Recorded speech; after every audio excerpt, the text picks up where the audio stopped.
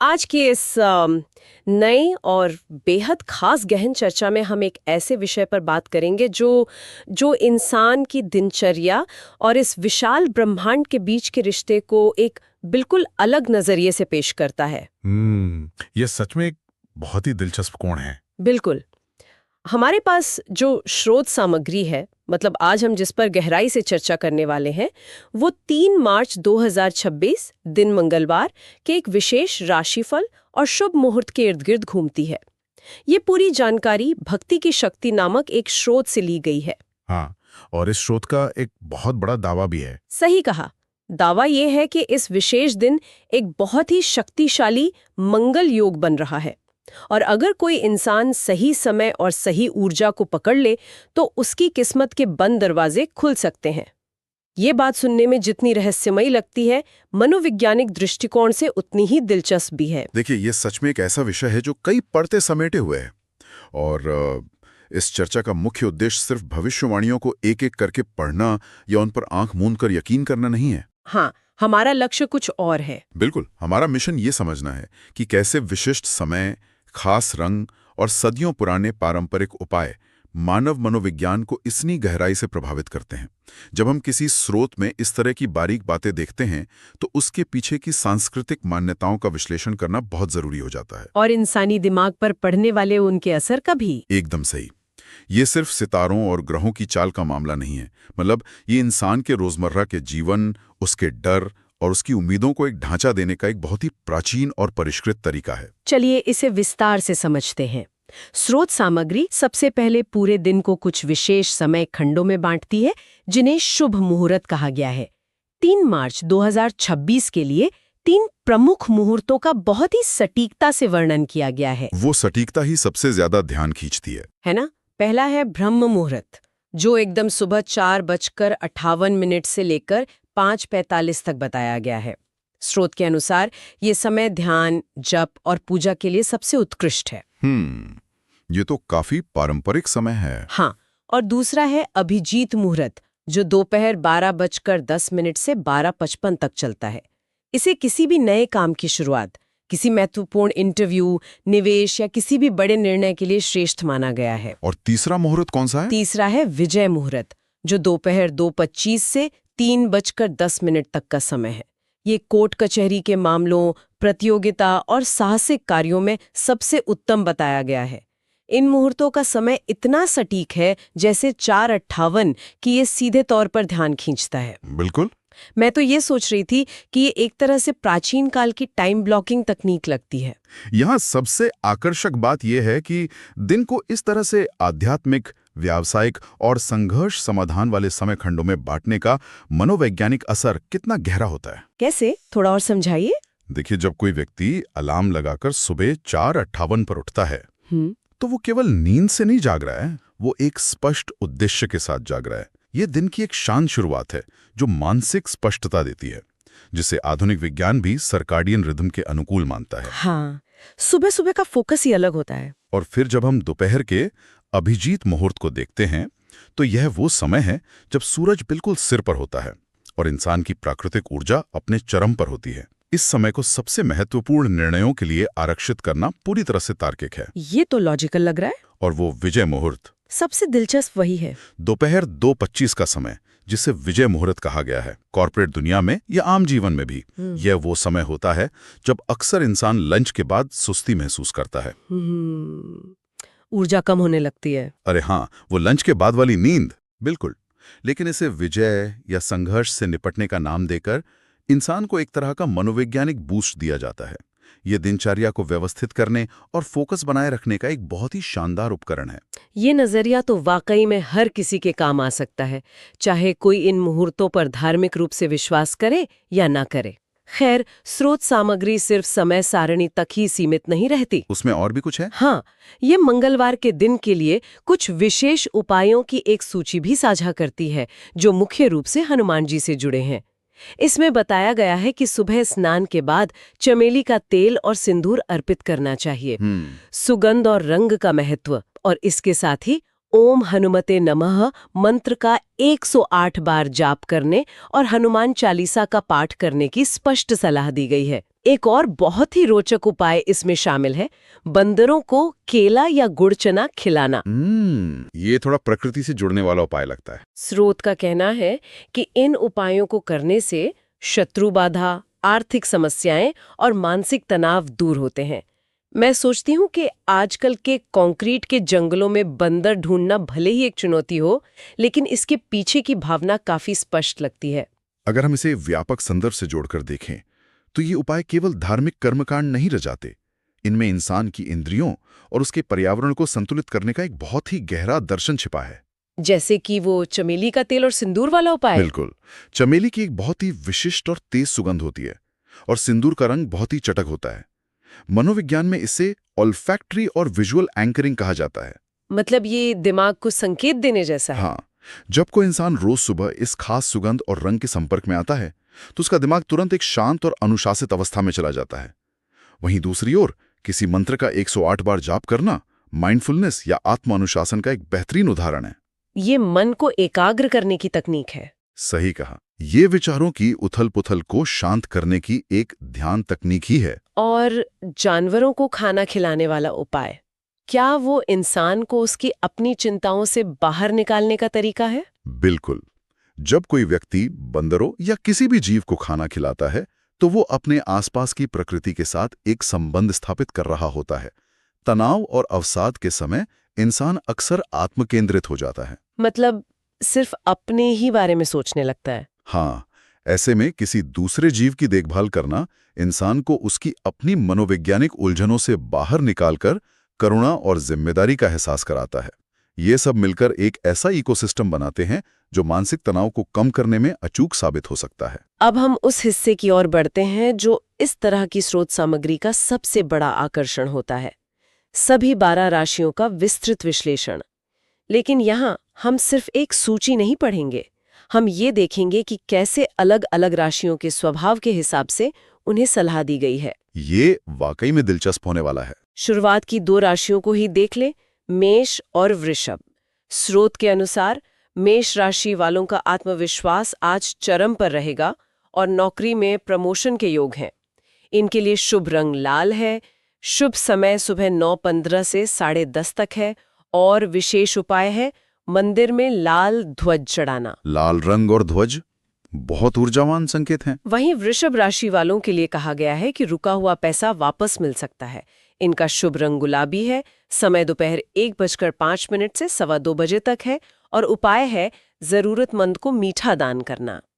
एक तरफ लाल ध्वज जैसी आक्रामक ऊर्जा है और दूसरी तरफ मीठा दान करने जैसी सौम्यता। देखिए, इन दोनों राशियों के उपायों में विरोधाभास नहीं है, बल्कि उनके मूल स्वभाव का विस्तार है। मेष एक अग्नि तत्व की राशि है जो नेतृत्व और ऊर्जा से जुड़ी है, तो लाल रंग उनके लिए स्वाभाविक है, जो उनके स्वाभाविक आत्मविश्वास को और पुख्ता करता है। इसके विपरीत वृषभ एक पृथ्वी तत्व की राशि है जो स्थिरता और भौतिक संपदा से जुड़ी है।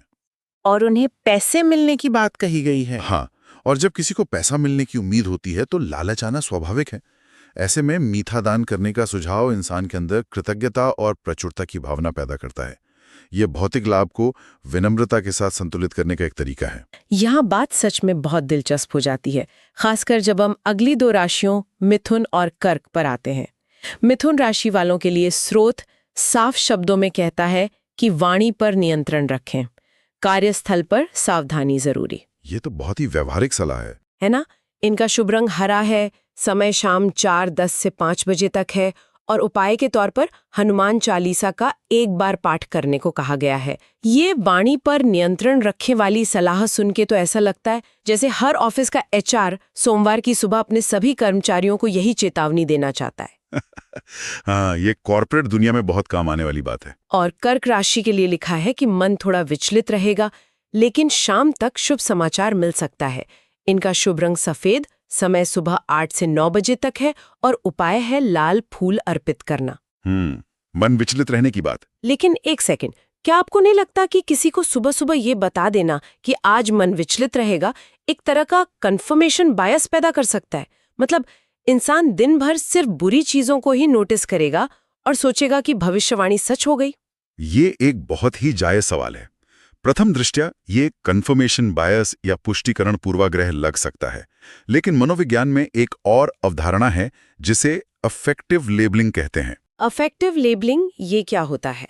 कर्क राशि, जो कि चंद्रमा से शासित होती है, उसे भावनाओं और मूड स्विंग्स का प्रतीक माना जाता है। जब किसी व्यक्ति को पहले से यह बता दिया जाता है कि आज उसे मानसिक अशांति महसूस हो सकती है, तो वो उस अशांति के आने पर पैनिक नहीं करता। अच्छा, मतलब वो मानसिक रूप से तैयार रहता है। हाँ, वो सोचता है कि ठीक है, ये तो होना ही था, और वो उस भावना को एक बाहरी पर्यवेक्षक की तरह देखने लगता है। यह एक तरह का कॉग्निटिव बिहेवियरल टूल है जो इंसान को उसकी भावनाओं के प्रति सचेत करता है। और मिथुन राशि वालों के लिए जो सलाह है, वह निवारक सलाह या प्रिवेंटिव एडवाइस का बेहतरीन उदाहरण है। मिथुन संवाद की राशि है, लेकिन अत्यधिक संवाद गलतफहमियां पैदा करता है। इसलिए शाम के समय शांत होकर पाठ करने का उपाय उनकी तेज मानसिक ऊर्जा को धीमा करने का काम करता है। इन भविष्यवाणियों को देखने का नजरिया ही बदल देता है। चलिए आगे की राशियों पर नजर डालते हैं, जहां व्यापार और काम के दबाव की बात कही गई है। सिंह राशि के लिए स्रोत बताता है कि व्यापार में नई डील फाइनल हो सकती है और रुका हुआ धन मिलेगा। सिंह राशि के लिए ये काफी सकारात्मक है। इनका शुभ रंग नारंगी, समय दोपहर 12:20 से 1:10 और उपाय गरीबों में गुड़ बांटना है। वहीं कन्या राशि के लिए कहा गया है कि काम का दबाव रहेगा, लेकिन अंततः सफलता मिलेगी। कन्या राशि और काम का दबाव, ये भी उनके स्वभाव से मेल खाता है। इनका शुभ रंग नीला है, समय शाम 3:30 से 4:30 है और उपाय मंदिर में दीपक जलाना है। यहाँ सिंह राशि के लिए दोपहर का समय और नारंगी रंग है, जबकि कन्या के लिए शाम का समय और नीला रंग है। देखिए, ये ऊर्जा के अलग अलग स्तरों का बेहतरीन चित्रण है। सिंह राशि के लिए नारंगी रंग और सूर्य के चरम समय यानी दोपहर 12:20 का तालमेल बिल्कुल सटीक है। ये बाहर की दुनिया में जाकर कुछ हासिल करने का समय है। और कन्या राशि के लिए शांति वाला रंग दिया गया है। हाँ, कन्या को परफेक्शनिस्ट माना जाता है, इसलिए उन पर काम का दबाव हमेशा रहता है। शाम के समय नीला रंग जो शांति का प्रतीक है और दीपक जलाने का उपाय, ये दिन भर की थकान और काम के मानसिक बोझ को एक शांत वातावरण में छोड़ने का प्रतीकात्मक तरीका है। दीपक की लौ देखने से वैसे भी सुकून मिलता है। जलते हुए दीपक की लौ को देखना अपने आप में त्राटक ध्यान का एक रूप है जो नसों को शांत करता है। शुरुआती राशियों में हमने देखा कि सलाह काफी हद तक आत्मनियंत्रण और निजी ऊर्जा पर केंद्रित थी, लेकिन आगे की राशियों में ये बाहरी दुनिया और समाज से जुड़ने लगती है। जैसे कि किन राशियों में? तुला राशि वालों के लिए लिखा है कि जीवन साथी से भरपूर सहयोग मिलेगा और यात्रा के योग बन रहे हैं। शुभ रंग बैंगनी, समय सुबह 10:30 से 11:40 और उपाय है लाल वस्त्र का दान। इसके एकदम उलट वृश्चिक राशि को एक स्पष्ट चेतावनी दी गई है कि गुप्त शत्रुओं से सावधान रहें और धन खर्च बढ़ सकता है। गुप्त शत्रु, ये शब्द ही काफी भारी है। बलि को चोला चढ़ाना है। गुप्त शत्रु सुनकर तो किसी भी इंसान के कान खड़े हो जाएंगे। बिल्कुल, और यही इस सलाह का उद्देश्य है। वृश्चिक राशि को अक्सर गहराई, रहस्य और रणनीतिक सोच से जोड़ा जाता है। गुप्त शत्रुओं का जिक्र इंसान को पैरानॉइड बनाने के लिए नहीं है, बल्कि उसे अपने आसपास के माहौल और संबंधों के प्रति अधिक सतर्क बनाने के लिए है। मतलब ये इंसान को लापरवाही से बचाता है। सही कहा।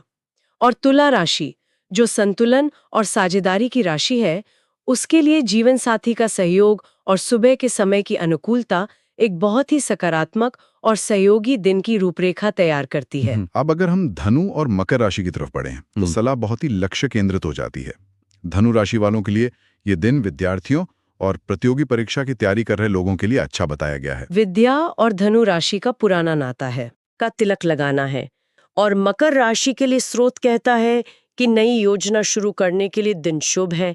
लेकिन यहाँ ध्यान देने वाली बात यह है कि शुभ रंग ग्रे और शनि मंत्र के साथ जो शुभ समय दिया गया है वो है शाम 5 से 6 बजे तक। सिर्फ 1 घंटे का समय। हाँ, सिर्फ 1 घंटे का समय। ये तो ऐसा लगता है जैसे टालम टोल या प्रोक्रेस्टिनेशन का सबसे पक्का इलाज खोज लिया गया हो। आपने बिल्कुल सही नब्ज पकड़ी है। आधुनिक जीवन में हम अक्सर चीजों को कल पर टालते रहते हैं। मनोविज्ञान में एक नियम है, पार्किंसंस लॉ, जो कहता है कि काम उस समय सीमा तक फैल जाता है जितना समय उसके लिए दिया गया हो। तो 1 घंटे का समय देने से क्या होता है? जब किसी व्यक्ति को एक निश्चित समय सीमा दे दी जाती है, कि शाम 5 से 6 बजे का ही वो 1 घंटा है जो सबसे शुभ है, तो इंसान के अंदर अर्जेंसी की भावना पैदा होती है। वो बिना समय बर्बाद किए उस काम में लग जाता है। ये तो बहुत ही स्मार्ट तरीका है। यह रहस्यवाद के आवरण में लिपटी हुई एक बेहतरीन प्रोडक्टिविटी तकनीक है। और जहां तक धनु राशि के विद्यार्थियों की बात है, सुबह सुबह माथे पर केसर का ठंडा तिलक लगाना सिर्फ एक अनुष्ठान नहीं है। माथे के बीचों बीच जहां तिलक लगाया जाता है, वह पीनियल ग्रंथि और एकाग्रता का केंद्र माना जाता है। ये फोकस बढ़ाने का शारीरिक ट्रिगर है। हाँ, यह एक पुराना शारीरिक और मनोवैज्ञानिक ट्रिगर है। ये सब आपस में कैसे जुड़ा है, ये सच में हैरान करने वाला है। चलिए अंतिम 2 राशियों को भी शामिल कर लेते हैं। कुंभ राशि वालों के लिए दोस्तों से सहयोग मिलने और रुके काम पूरे होने की बात कही गई है। शुभ रंग आसमानी, समय दोपहर 11 से 12 और उपाय जरूरतमंद को भोजन कराना है। कुंभ राशि को समाज सेवा से जोड़कर देखा जाता है। अंत में मीन राशि के लिए बहुत ही स्पष्ट और दार्शनिक सलाह है कि भावनाओं में बहकर निर्णय न लें। हालांकि आर्थिक लाभ संभव है। इनका शुभ रंग पीला, समय शाम 6:10 से 7 बजे और उपाय नारियल चढ़ाना है। मीन राशि वालों के लिए भावनाओं को नियंत्रण में रखना एक क्लासिक सलाह मानी जा सकती है। हाँ, मीन राशि को जल तत्व की सबसे संवेदनशील राशि माना जाता है। भावनाओं में बहकर निर्णय न लेने की सलाह निर्णय लेने की प्रक्रिया में तर्कशीलता बनाए रखने की एक बहुत ही जरूरी याददानी है। अक्सर पैसे के मामले में लोग भावना में बह जाते हैं। जब कोई आर्थिक लाभ की उम्मीद कर रहा हो तो अति उत्साह में गलत फैसले लेना बहुत आम बात है। नारियल चढ़ाने का उपाय भी प्रतीकात्मक है। नारियल बाहर से कठोर लेकिन अंदर से नरम होता है। ये तो बहुत सुंदर प्रतीक है, जो मीन राशि वालों को ये संदेश देता है कि अपनी कोमलता को बचाए रखें, लेकिन बाहरी दुनिया के लिए एक तार्किक और मजबूत आवरण तैयार करें। इन सभी 12 राशियों के विस्तृत विश्लेषण के बाद स्रोत सामग्री के अंत में एक बहुत ही महत्वपूर्ण हिस्सा आता है।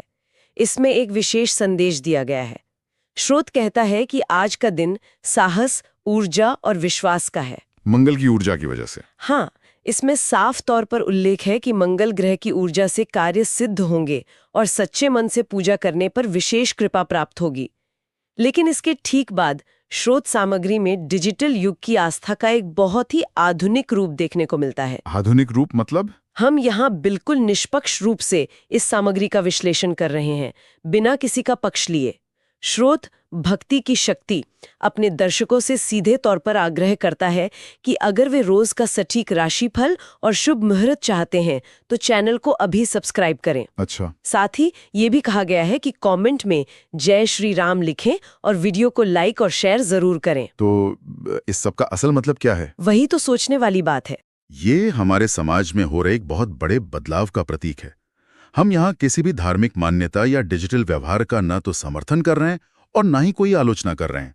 हम सिर्फ एक विश्लेषक के रूप में इस घटना को देख रहे हैं, बिल्कुल निष्पक्ष होकर। पारंपरिक धार्मिक आस्थाएं जो कभी सिर्फ मंदिरों, पंचांगों और पारिवारिक पुरोहितों तक सीमित हुआ करती थीं, अब वे आधुनिक डिजिटल प्लेटफॉर्म के एल्गोरिथम के साथ पूरी तरह से जुड़ गई हैं। एल्गोरिदम को तो आस्था समझ नहीं आती ना। एकदम सही। जब कोई स्रोत कहता है कि कमेंट में एक विशेष धार्मिक नारा या मंत्र लिखें, तो ये केवल व्यक्तिगत भक्ति का प्रदर्शन नहीं है। ये उस डिजिटल प्लेटफॉर्म के एल्गोरिदम को ये संकेत देने का बहुत ही प्रभावी तरीका है कि इस सामग्री पर भारी एंगेजमेंट हो रहा है। एल्गोरिदम इंसानी आस्था को नहीं समझता, वो सिर्फ कमेंट्स, लाइक्स और शेयर्स के डेटा को समझता है। यह सच में एक बहुत ही विचारोत्तेजक दृष्टिकोण है। मतलब एक लाइक या शेयर एक तरह से आधुनिक युग का डिजिटल प्रसाद बन गया है, जिसे लोग एक दूसरे को बांट रहे हैं। डिजिटल प्रसाद, बहुत सटीक शब्द इस्तेमाल किया आपने। प्राचीन काल में लोग किसी कथा या प्रवचन के बाद एक साथ जयकारा लगाते थे, जिससे एक सामूहिक ऊर्जा पैदा होती थी और समाज को एक सूत्र में पिरोया जाता था। आज के इस डिजिटल युग में वो सामूहिक ऊर्जा और वो जयकारा कमेंट बॉक्स में स्थानांतरित हो गया है। सटीक विश्लेषण। और सब्सक्राइब करना एक तरह से इस डिजिटल समुदाय का स्थायी सदस्य या अनुयायी बनने जैसा है। ये देखना सच में अद्भुत है कि कैसे हजारों साल पुरानी ज्योतिष अवधारणाएं, ग्रहों की चाल और मानसिक शांति के उपाय अब आधुनिक तकनीक और व्यूज की दुनिया के साथ मिलकर काम कर रहे हैं। यह 2 अलग दुनिया का मिलन है। यह मानव विकास और सांस्कृतिक अनुकूलन के 2 अलग-अलग छोरों का एक बहुत ही दिलचस्प संगम है।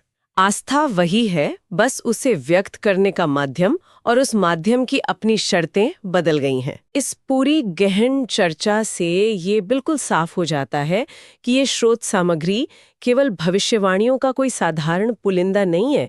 ये ब्रह्मांडीय समय सारणी, इंसान को दिशा देने वाली बहुत ही गहरी मनोवैज्ञानिक सलाह और पारंपरिक कर्मकांडों का एक जटिल लेकिन शानदार मिश्रण है। बिल्कुल। दिन को अलग अलग मुहूर्तों में बांटकर अपनी ऊर्जा का सही उपयोग करना, जानवरों और प्रकृति को भोजन कराकर खुद को जमीन से जोड़े रखना और राशियों की सटीक सलाह के माध्यम से अपनी कमियों जैसे कि वाणी का असंतुलन या टालमटोल की आदत पर काम करना, ये सब इंसान को एक बेहतर, अनुशासित और उद्देश्यपूर्ण जीवन जीने की दिशा दिखाता है। मैं कहूंगा कि इस पूरी चर्चा का सबसे बड़ा निष्कर्ष यही है कि इंसान हमेशा से अपने जीवन में अर्थ, व्यवस्था और एक तरह के नियंत्रण की तलाश में रहा है।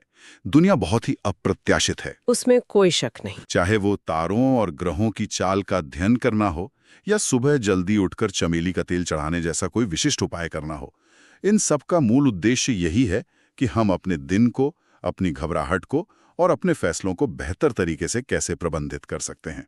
और अब ये डिजिटल हो गया है। और जब ये सब डिजिटल दुनिया की कनेक्टिविटी के साथ जुड़ जाता है तो ये आस्था और मनोविज्ञान का एक ऐसा रूप ले लेता है जो हमारे वर्तमान समाज का सबसे सच्चा आईना है।